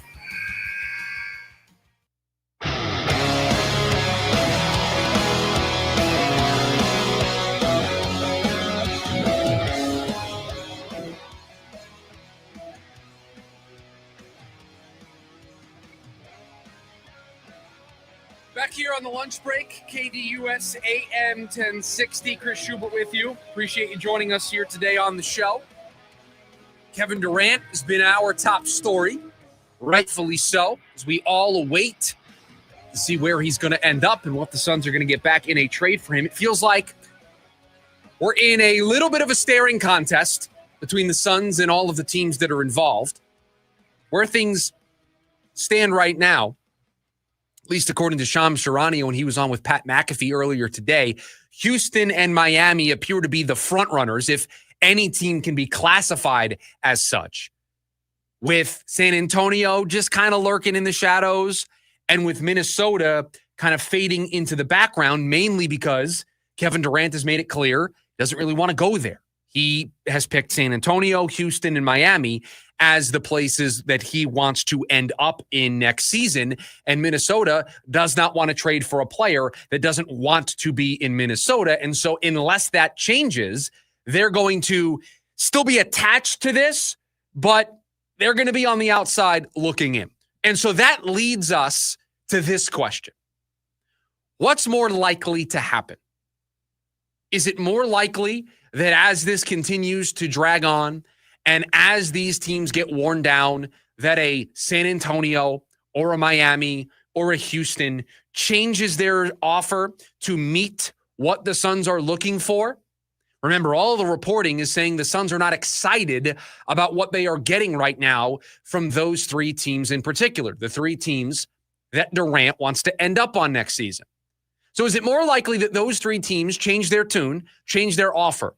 Or is it more likely that Kevin Durant changes his mind about Minnesota? Now, I guess to put myself into that camp, to put myself in the place of Minnesota ending up with Kevin Durant, you would have to think that what Kevin Durant is doing right now about Minnesota is all just posturing. That deep down, he would be okay with going to Minnesota, but he would rather go to one of those three teams, San Antonio, Houston, or Miami, first. And so he is going to try to maximize his leverage until he feels like he has no other option. That's really the only way I see him going to Minnesota. If he doesn't want to go to Minnesota, and that's truthfully how he feels, he is going to continue to hold that line. There's some reporting that the two places he really wanted to go to at the deadline last year were New York and Boston. Well, New York didn't trade for him at the deadline. They have removed themselves from the trade now. And Boston, they don't seem like they're in a position right now to be adding salary, considering they're going to be without Tatum, and they're trying to get under the second apron. So now he has pivoted to San Antonio, Houston, or Miami. So which happens first? One of those three teams makes their offer better, or KD decides, you know what? Minnesota's not that bad. I'll take the cold weather. I'll go play with Anthony Edwards. I'll go to a team in Minnesota that is really close to winning a championship. Quite a change in wardrobe from here to Minnesota. Well, and that may be one of the reasons why he doesn't want to go there. I think that is. And that he doesn't want to go to a place where it's cold 6-8 months of the year. And that's why I just, to me, it's way more likely that we could see a team like San Antonio throwing a sweetener that puts the Suns over the top. That's where I'm leaning right now, especially with Shams this morning saying that Houston and Miami are kind of the front runners here. Although there was some reporting locally here yesterday, another radio host saying Miami's out of it. So if we try to play the game of piecing together this puzzle, Houston? That's what it sounds like. Just from now, I've heard multiple things from multiple different sources. My biggest takeaway, I have no idea where he's going. Yeah, I think that's a fair place to be. I think it's fair that you take in the reports from Windy, you take in the reports from Shams, you take in the reports here locally, you take in the story from The Athletic that we mentioned earlier this hour, and your head can spin at all of the information. But here's what it boils down to. We know the four teams that are in this. We know Minnesota's still in this. They're keeping tabs on this. They've been the most aggressive. They're less aggressive now because they don't want to trade for Durant if he doesn't want to be here, but they're still in. We know the three teams that Durant wants to go to are in to some degree. Those are the four teams we're keeping an eye on. Those are the four teams that this is centered around. It's just a question of who blinks first. I don't think the Suns are going to blink. I think the Suns are going to be very steadfast in what they want. And they're going to hope that the longer they play this game of chicken, they get Houston to blink, or San Antonio to blink, or Miami to blink. Now, what that means, what blinking in this context means, I don't know. Because we don't even have close to a leak about what the reported offers are at this point. So I don't know what the Suns are looking for as, to use your word, the sweetener. I don't know what they're looking for to be the cherry on top. I don't know what the deals look like right now to where they're not excited about what they are getting. I don't know. Maybe if I saw the deals, I'd be pretty excited by a couple of them. I don't know, because I don't know what's being offered. None of us know what's being offered. There is no reporting about what Houston is or is not willing to include. There's no reporting. There was some reporting last night that the Suns were asking about Castle or number 2 from San Antonio. What you want to make of that? I heard it on a Ringer podcast that apparently was what was being discussed, but I don't know how true that is. So what is being included? What isn't being included? That's the $1 million question. That's what I don't know. That's the piece of this puzzle I can't figure out. And I don't know if we will until the trade happens. No, I don't think we will unless. And then you'll start, as the weeks provide, like if it gets done with Houston, then you'll be like, we'll get a report 2 days later. Here's what Minnesota had on the table. Or it starts to leak from one side or another to try to push the envelope to get a deal done. I don't know if we're there yet. We may get there over the next 24. The Suns start to leak it, get some fan, see what everybody thinks. Right. They leak what Houston is offering, and then it maybe forces San Antonio to up. You just don't know. You can play this chess match however you want. So far, it's just been a staring contest. I know. I still can't believe that, really. That we're just everybody's just staring at each other right now. Essentially, yeah. I mean, everybody's just like, okay, here's what we got, and the Suns feel like they're almost on their back feet. It feels like the Suns are in a place they don't love what they've gotten, and so they are maybe taking the time to reassess, recalibrate, and then they're going to maybe attack this again. Maybe as early as today, tomorrow. Don't know. But they have a timeline. They have a timeline. I think they need to get this done by the NBA draft. I think that is what's going to happen. 1, and 2, kind of a consensus on they're going to need picks this year. Well, they apparently aren't prioritizing picks. So you're not going to get your wish in that regard. But I do know this. The Phoenix Suns are better off by pushing the envelope here and making sure they get the best deal possible. There is no risk right now to waiting up until the NBA draft. There's no risk in, you don't like these offers, maybe give it a little bit. You're not running any risk. The risk is you hold on to them. That's where we don't see eye to eye. There's no risk right now. Okay, you don't like what you're seeing? Let's reset, figure out another way to attack this, and maybe something can happen here over the next 24, 36 hours. 480-864-1060 is the phone number for you to join us here today on the program. One more for you here when we come back. All the stories that we didn't get to throughout the course of the show and all the off-the-wall stories as well. Producer Evan has them for us. We'll get to it next. It's the lunch break, KDUS AM 1060. Hey listeners, Vince Delisio from the Varsity Sports Show. Tune in Saturday morning for another fun summertime show. We'll travel around the country and the world this week as we hear from some of our newest interns. Plus, Saguaro Athletic Director Matt Harris checks in during his Alaskan fishing trip. Start your weekend off with a smile with the Varsity Sports Show Saturday from 9 to 11 a.m. on AM 1060 KDUS Arizona. Nitro Circus is back with the all-new Off the Rails Tour. World-class daredevils and FMX, BMX, skate, scooter, and more. Jaw-dropping stunts, high-flying tricks, and never-been-done showdowns. Friday, December 5th, Desert Diamond Arena. Visit Ticketmaster.com. Raising Cane's is the only fuel I need. Their chicken fingers always fill my tank. So when I'm running on fumes, I always refuel at Raising Cane's. But turns out, not everything's fueled by Cane's. Guess the old girl prefers her sauce unleaded. One love. Summertime savings are heating up at Mark Mazda in Scottsdale. Right now, we have 1.9% financing on some of our most popular models, like the 2025 Mazda CX-70. The name to remember? Mark Mazda. Mark Mazda. 36-month term on a credit plus $998. This is Joe Cordell of Cordell & Cordell. Serving in the military requires great sacrifices. not just for one's country, but also for one's family. Not surprisingly, divorce for soldiers is especially difficult, and it raises a number of challenges that are peculiar to military divorce, things such as deployments, relocation, retirement benefits.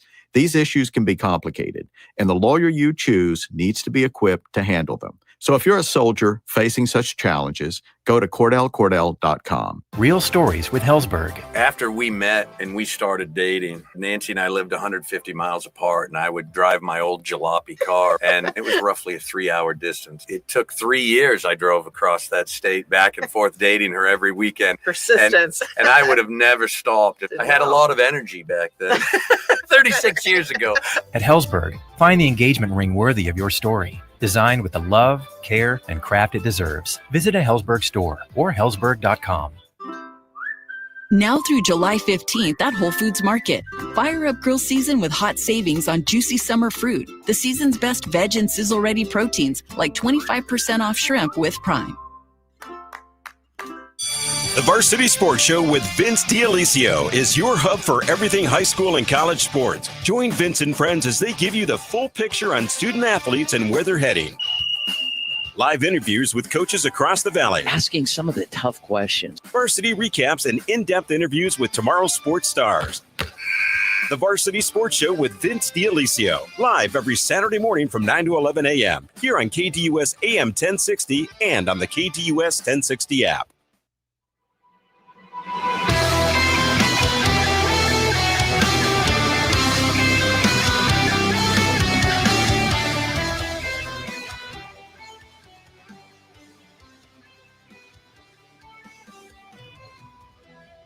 Back to wrap up today's edition of the show. Appreciate you joining us here on the lunch break, KDUS AM 1060. Producer Evan has the stories, all the stuff we didn't get to. It's called The Leftovers. The floor is yours, my friend. Okay, so we have our first update on all the MLB All-Star voting. Touched on it.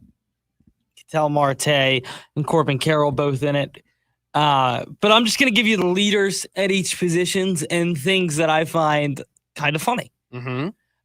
Catchers in the American League. Any guess? The catcher in the American League. Salvador Perez. Just off. No, it's Cal Raleigh. Second is Alejandro Kirk, who's been awesome. Fun to watch recently. Both of those catchers have been good. I don't know why I didn't guess my AL MVP, Cal Raleigh. My brain was not firing there. But yeah, no, those are two good guesses. At first baseman, former Diamondback. Rafael Devers. No. Oh, in the American League. Not a first baseman in the American League. No, nah. Okay. And this one's close. One is Goldschmidt at 667. Jonathan Aranda. No, he's third. And almost 200,000 votes out at this point. Vladimir Guerrero Jr. Okay. Second. Yeah. 614,000. Second baseman, Gleyber Torres, the leading vote getter. About 100,000 votes in front of Jackson Holliday. Jose Altuve, by the way, is third and second baseman. Still confused on what position he's been playing. I believe he's playing left field. Yes. So has he played a little? He must, if he's eligible to be voted on as a second baseman, he's played at least a couple games. At least a couple games, yes. At shortstop is Jacob Wilson. That's right, it is. 562,000 votes. Just tailing him is Bobby Witt Jr. at 519,000. Third base is the most underrated player in all of baseball, and that's Jose Ramirez with just under 1 million votes. And he is smashing the competition. And second is Bregman, who has about 400,000. Not Rafael Devers. Not Devers. In the outfield in the American League, I'll give you the top 6. Aaron Judge with 1.5 million votes. 500,000 votes more than the second vote getter in the entire American League, who was Cal Raleigh. Jarren Duran, not in the top 6. Oh. Number 2, there's 2 Tigers on here. Oh, Riley Green. Riley Green was second in votes get. And Riley Green and not Spencer Torkelson. Outfielders, but you don't think of this guy as an outfield. It's his first season in the outfield. This guy's not an outfielder, but is out there playing in the outfield. Yes, been playing center field for the Tigers this year. You're describing Jose Altuve to me, and I'm not really sure what to do with this information. Javier Baez. Oh, that's right. He's had such a good year. I forgot that they've been playing him out there. He's 5th in voting. Cody Bellinger is 6th. Fourth is Stephen Kwan. And third, despite missing most of the season, is Mike Trout. Yeah, I mean, it's a fan vote. It's a fan vote, and people are going to vote for Mike Trout. At DH, the Orioles sneaking in here with Ryan O'Hearn. Rafael Devers, the DH in the American League. He is not. He is not. At catcher in the National League. Catcher in the National League, Carson Kelly. Second with 408,000 votes. Will Smith starting to run away with this one, 1.1 million. First baseman in the National League is Freddie Freeman and Pete Alonso. Freddie Freeman and Pete Alonso, 1 and 2. Freeman with 1 million and Pete Alonso with about 900,000. Second base, Ketel Marte and Mookie Betts. Ketel Marte running away with it. Mookie Betts not on the second baseman grouping. So he's over on shortstop. He's behind Lindor then. Yes, okay. That is correct. Lindor with 1 million votes. Betts about 600,000 at shortstop. At third baseman, Manny Machado. Okay, yeah. Leading that one, Max Muncy in second. In the outfield, the National League, the top vote getter. Crow Armstrong. Pete Crow Armstrong. The second one, also a Cub. Kyle Tucker. Kyle Tucker. After that, you have Teoscar and the first Met on here. That would be Juan Soto. Juan Soto is fourth. Carroll's in here. He's sixth. Corbin Carroll is fifth. Just 500 votes in front of Ronald Acuna Jr. Every vote counts. Every vote counts. And in the designated hitters, the first one, Shohei Ohtani. Yes. And would you like to guess who number 2 is? The way that you're setting this up, and I saw the list yesterday and I briefly perused it and I don't remember who's behind him. You want to give me a hint here? Yes, you've guessed him multiple times. Oh, is it Rafael Devers?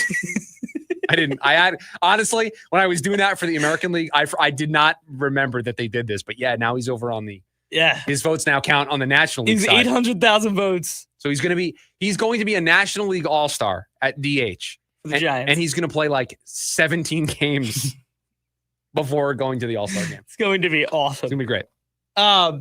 So I told you about this a little during one of the breaks, but MLB does this really fun thing where they beat the streak. And so you have to pick a hitter every day to get a hit. Right. You're trying to match Joe DiMaggio's 56 games. 56 game hitting streak. And to beat it, you need 57. You need 57. No one's ever done it. No one's ever done it. And if you win, they'll give you $5.6 million. Yeah.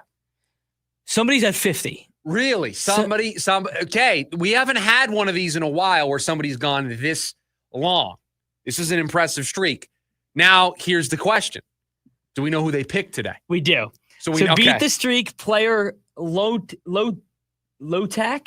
has picked 50 straight hitters. Okay. Tonight, they're riding with the American League Rookie of the Year and Jacob Wilson.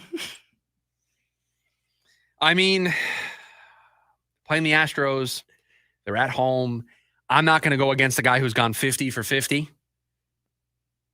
But boy, am I now going to watch every Jacob Wilson bat a little bit closer tonight.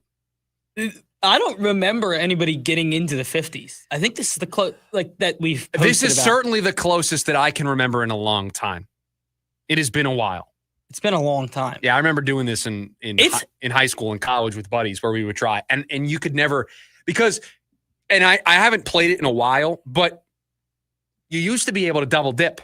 Used to pick two. And I think you still can, where you can pick two guys. And if you get it right, then boom, it's an instant, 2-pointer. But you need both. You need both. Yeah. But if you're at 0, see, to me, if I was playing this still, if I was at 0, I'm always picking 2 because I always want the hot start.